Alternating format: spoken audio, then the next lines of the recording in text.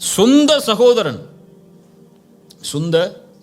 சகோதரன் தன்னோடு பிறந்து ஒரே வீட்டில் ஒரே படுக்கை அறையில் படுத்து ஒரே விதமான வளர்ப்பில் வளர்க்கப்பட்ட அத்துணை ஆண்டுகள் வளர்ந்த சகோதரர்கள் இன்று பேசுவதில்லை.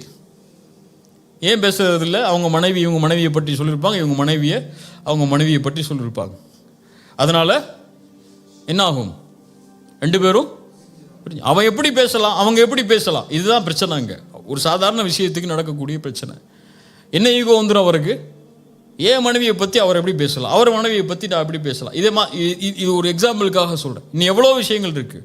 அல்லது காசுடைய விஷயமாக இருக்கலாம், அல்லது அப்பாவுடைய சொத்தில் அவர் எப்படி கூட எடுத்துக்கிட்டார், நான் எப்படி கம்மியாக எடுத்துக்கிறேன், அல்லது ஏன் சொத்தை அவர் எடுத்துக்கிட்டார். இப்படி இந்த உலகத்துடைய பொருளாதார விஷயமாக இருக்கலாம். இந்த பொருளாதாரமும் இந்த வார்த்தைகளும் இந்த சண்டையும் எதை முடிவெடுக்கிறது? உன் சொர்க்கத்தை முடிவெடுக்கிறது, உன் நரகத்தை முடிவெடுக்கிறது. உன் மனைவிக்காக உன் குடும்பத்தை பகைத்தால், உன் காசுக்காக உன் சகோதரன் நீ பகைத்தால், உன் காசும் உன் மனைவியும் உனக்கு நரகம். இப்படியா இல்லையா? சொர்க்கமாக நீ மாற வேண்டும் என்றால் இந்த உலகத்தில் உனக்கு என்ன தீமை உனக்கு நடந்தால், உனக்கு கொடுக்கப்பட்டால், உன்னை பற்றி பேசப்பட்டிருந்தால், உன் மானம் அங்கே பாதிக்கப்பட்டிருந்தால், உன்னுடைய சொத்து சூறையாடப்பட்டிருந்தால், இது அனைத்தும் தரைமட்டமாக்கப்பட வேண்டும் மன்னிப்பு என்ற வார்த்தையால். அந்த வார்த்தையை நீ கொடுத்தால்தான், அந்த தன்மையில் நீ வாழ்ந்தால்தான் அல்லாஹ் இந்த தன்மையை எடுத்துக்கொள்வான். ரசூலுல்லாஹி ஸல்லல்லாஹு அலைஹி வஸல்லம் அவர்களுடைய காலத்தில் நடந்த நிகழ்வை பாருங்கள். அபூதர் அல் கிஃபாரி ரலியல்லாஹு அன்ஹு. அபூதர் அல் கிஃபாரி அரபி, அதுவும் குறைஷி குலத்தை நெருக்கமான அரபி. அரபு என்ற ஒரு அந்த இனப்பற்றிலேயே வளர்ந்தவர்கள். சரியா? ஒரு சபையில் ஆலோசனை நடக்கிறது. அபூதர் அல் கிஃபாரி ஒரு கருத்தை வைக்கிறார். பிலால் இப்னு ரபாஹ் யார்? அடிமையான ஒரு கருப்பு நிறத்து ஒரு அடிமையவர். பிலால் இப்னு ரபாஹ் எழுந்து சொன்னார்கள், அபூதரே, இந்த கருத்தில் நான் மாறுபடுகிறேன். இப்னு சௌதா, கருப்பியின் மகனே, உட்கார் என்றார்கள். அங்க ஒரு தன்மை மேலோங்கிருச்சு. அந்த இனவெறிங்கிற ஒரு தன்மை மேலே வந்துருச்சு. கருப்பியின் மகனே என்று சொன்னவுடன் பிலால் அவர்களுக்கு, ஏன் அவங்க அதை விட்டு வெளியே வரணும்னு தான் இஸ்லாமுக்கே வந்திருக்காங்க. அந்த கருப்பினத்தை விட்டு வெளியே வந்து மதிக்கப்படணுங்கிறதுக்காக தான் இஸ்லாமியை தேடி வந்திருக்கிறாங்க. இப்போ அதுவே மறுக்கப்படும் போது பிலால் அவர்கள் மனம் துவண்டு விடுகிறார்கள். உடனடியாக பகை பார்த்துக்கலான்லாம் போகலை. இந்த பிரச்சனை தீர்க்கப்படணும். நல்ல தன்மையை கவனிங்க. அந்த பிரச்சனை தீர்க்கப்படணும். ரெண்டு பேருக்குள்ள பகைமை உருவாயிடுச்சு. அவங்களால முகம் கொடுத்து பேச முடியல. அதுக்கப்புறம் அந்த முகம் கொடுத்து பேசுறதுக்கு யாராவது வேணும். யார்கிட்ட போக முடியும்? ரசூலுல்லாஹ்ட்ட போகிறாங்க. ரசூலுல்லாஹ்ட்ட போன உடனே நிகழ்வை சொல்கிறாங்க. அபூதர் அல் கிஃபாரியை கூட்டுவாங்க. ரசூலுல்லாஹ் கூட்டு வந்து சட்டையை பிடிச்சாங்க. அபூதர், பிலால் அவர்களுடைய தாயை பற்றி நீ பேசினாயா? நீ ஜாஹிலியத் அறியாமை கால மக்கள் எதில் இருக்கிறார்களோ அதில் தான் இன்னும் இருக்கிறாய் என்றார்கள். ரசூலுல்லாஹ் சொன்ன உடனே அவங்களுக்கு பட்டுடுச்சு. தப்பு பண்ணிட்டோம். சரியா? தப்பு பண்ணிட்டோம், பெரிய தப்பு பண்ணிட்டோம். நம்மளை மேன்மையாக நினச்சிட்டோம், ஒருத்தரை கீழே நினச்சிட்டோம். உடனடியாக மதீனாவில் அன்சாரிகள் எல்லோரும் நிற்கக்கூடிய சூழ்நிலை. மதீனாவுடைய இடம் எல்லாரும் பார்க்குறாங்க. எல்லாரும் பார்க்கட்டும் என்று பிலால் அவர்களுக்கு முன்னால் படுத்து சொன்னாங்க, பிலாலே, என் மீது ஏறு. நீ என் மீது ஏறி இந்த மக்களுக்கு நிரூபித்து விடு, நீதான் என்னை விட மேன்மையானவன் என்று. அது நடக்கும் வரை இந்த இடத்திலிருந்து நான் எழுந்திருக்க மாட்டேன் என்று படுத்துக் கொள்கிறார்கள். உடனடியாக பிலால் அவர்கள் எடுத்து அவர்களை கைப்பிடித்து தூக்கி கட்டி அடைத்தார்கள். அவங்களுக்கும் பழி தீர்க்கணுங்கிற நோக்கம் இல்லை. அவங்க தவற உணர்ந்துட்டாங்க. ரெண்டு பேரும் சகோதரர்களாக மறுபடியும் வாழணுங்கிறதுக்காகத்தான் ரசூலுல்லாஹ்ட்டே அவங்க போனாங்க. இல்லை மறைச்சி அந்த பகையை வேற வகையில் வெளிப்படுத்தி இருக்கலாம். ரசூலுல்லாஹி ஸல்லல்லாஹு அலைஹி வஸல்லமுடைய வாழ்க்கையில் அவர்களுக்கு பகையாக இருந்த, அவர்களுக்கு எதிரிகளாக வாழ்ந்த மக்காவாசிகளிடத்தில் அவர்கள் நடந்து கொண்ட முறை, தன்னுடைய சாட்சா ஹம்சாவுடைய ஈரக்குலையை கடித்து துப்பிய பெண். ஹம்சாவுடைய இழப்பு ரசூலுடைய வாழ்வில் ரலியல்லாஹு அன்ஹு மிகப்பெரிய இழப்பு. அவங்களுக்கு ரசூலுல்லாஹி ஸல்லல்லாஹு அலைஹி வஸல்லம் ஜனாசா தொழுகை நடத்தின மாதிரி அழுதுகிட்டே வேற யாருக்கும் ஜனாசா தொழுகை நடத்தல. அவ்வளவு தக்பீர்களை சொல்லி தொழுகை நடத்தி கொண்டே இருந்தார்கள். ஏன்? அந்த பிரிவு ரசூலுல்லாவால ஏத்துக்க முடியல. அதுவும் கொடூரமான கொலை செய்யப்பட்டு தன் சாட்சா இறந்தது அவங்களால அங்கீகரிக்கவே முடியல. மக்காவுடைய வெற்றி, 10,000 நபித்தோழர்கள், ஒரு பெரிய படை கையில் இருக்கு, மிகப்பெரிய சக்தியுடைய படை. மக்காவாசிகள் கொஞ்சம் பேர் உள்ள நுழைஞ்சா மக்காவை காலி பண்ணிடலாம், அவ்வளோ பெரிய சக்தி இருக்கு. உள்ள போறாங்க மக்காவுக்குள்ள. எல்லாரும் சொல்றாங்க இன்னைக்கு ரசூலுல்லாஹ் எப்படி நடந்து கொள்ள போறாங்கன்னு பாருங்கன்னு. அழைச்சாங்க எல்லா மக்காவாசிகளையும். யா மஅஷர குரைஷ் மா ததுன்னூன அன்னி ஃபாயிலும் பிக்கும், எப்படி நான் நடந்து கொள்வேன் என்று நினைக்கிறீர்கள்? மக்காவாசிகள் சொன்னார்கள், ஹைரன் அஹுன் கரீம் வபுனு அஹின் கரீம், கண்ணியமிக்க சகோதரனின் மகன், கண்ணியமிக்க சகோதரனின் மகன் நீங்கள். சொன்னார்கள், என் சகோதரன் யூசுப் எந்த வார்த்தையை சொன்னாரோ அதே வார்த்தையை சொல்கிறேன். லா தஸ்ரீப அலைக்குமுல் யௌம் யக்ஃபிருல்லாஹு லக்கும், உங்கள் மீது நான் பழி தீர்க்க மாட்டேன், உங்கள் எல்லோரையும் மன்னித்து விடுகிறேன் என்று ரசூலுல்லாஹி ஸல்லல்லாஹு அலைஹி வஸல்லம் சொன்னார்கள். இத்ஹபு அன்துமுத் துலகா ஃபஅன்துமுத் துலகா, நீங்கள் எல்லோரும் விடுதலை செய்யப்படுகிறீர்கள். இப்போ ரசூலை விடவா நாம் மேன்மையானவர்கள்? இப்போ ரசூலுக்கு ஒருவர் செய்த பாவத்தை விடவா என் சகோதரன், என் குழந்தை? இன்னைக்கு எவ்வளோ பிரச்சனைகள் இருக்குது சமூகத்தில், அப்படியா இல்லையா? பள்ளிவாசல் தலைவருக்கு இடையில் சண்டை நடக்கும், யார் தலைவருங்கிற போஸ்ட்டுக்கு. அல்லது அங்கே மஷூரா நடந்துட்டு இருக்கிறோம், ஒரு ஏதாவது சொல்லிடுவார், ஒரு ஏதாவது சொல்லிடுவார், அவ்வளோதான். அந்த பள்ளிவாசல் விஷயமே எங்கே போய் நிற்கும்? கோர்ட்டில் நிற்கும், அப்படியா இல்லையா? அல்லது தான் கல்யாணம் பண்ண சொன்ன பிள்ளைய தான் பையன் கல்யாணம் பண்ணலங்கிறதுக்காக எத்தனையோ வருஷம் பேசாமல் இருக்கக்கூடிய பெற்றோர்கள் இருக்காங்க. புரியுதா? இன்னும் இந்த சமூகத்தில் இருக்கக்கூடிய இந்த மாதிரி விஷயங்கள்லாம் எடுத்திங்கன்னா சாதாரண விஷயத்துக்காக இருக்கும், ஒன்றுமே இல்லாத விஷயத்துக்காக இருக்கும். உங்கள்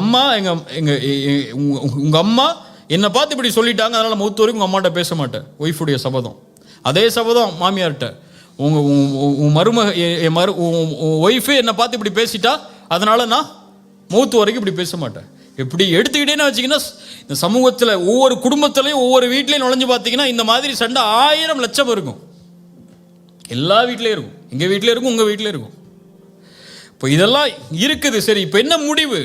இப்போ அல்லாஹுவை ஏற்றுக்கொண்ட முஸ்லிம்கள் நாங்கள் என்றால், அல்லாஹ்வுடைய நம்பிக்கையில் வாழக்கூடிய முஸ்லிம்கள் நாங்கள் என்றால், எங்களுடைய பாவங்களை, நாங்கள் தொழுகையை விட்டதை, நாங்கள் தவறான காட்சிகளை பார்த்ததை, நாங்கள் தவறான செயல்பாடுகள் செய்ததை, இப்படி நாங்கள் அல்லாஹ்வுக்கு செய்த பாவங்களை அல்லாஹ் எங்களுக்கு மன்னிக்கணும்னா நாங்கள் இவங்களை மன்னிச்சு தான் ஆகணும். மன்னிச்சு தான் ஆகணும்னா சரி மன்னிச்சிட்டேன் போ, இனிமே என் கண்ணில் முழிக்காதுன்னு சொல்றது இல்லை. அந்த மன்னிப்பு அல்லாஹ் அங்கே சொல்லவே இல்லை. அந்த உறவு கெட்டுவிட்டால், மன்னிப்பை வழங்கினால் அந்த உறவு சீர்படுத்தப்படும். அடுத்து அந்த உறவு எப்படி முன்னால் இருந்ததோ அதை விட மேன்மையாக்கப்படும். இல்லை அவர் செஞ்ச பாவம் பெரிய கோடிங்க, என் கோடியை கை வச்சிட்டாருங்க அவர், அல்லது என் சொத்துல கை வச்சிட்டாருங்க அவர் செஞ்ச பாவத்தை மன்னிக்கவே முடியாதுங்க அப்படிங்கிற விஷயம்லாம் உலகத்தில் எதுவுமே கிடையாது. ஏன்னா இந்த உலகத்தில் எதுவுமே உனக்குள்ளது இல்லை கை வைக்கிறதுக்கோ அல்லது அவர் உன்னுடைய விஷயத்தை பங்கப்படுத்துறதுக்கோ. நீ அந்த ஸ்டாண்ட் எடுக்கிறியா, எடுத்துக்கோ, பிரச்சனையே இல்லை, எடுத்துக்கோ. உனக்கு உன்னுடைய இது எக்ஸப்ஷனுங்க, இதெல்லாம் மன்னிக்க முடியாது, மன்னிச்சிட்டா அவர் வேற வழியில் போயிடுவோம். இப்படிலாம் நீங்கள் என்னென்ன எக்ஸப்ஷனோ சொல்லிக்கோங்க.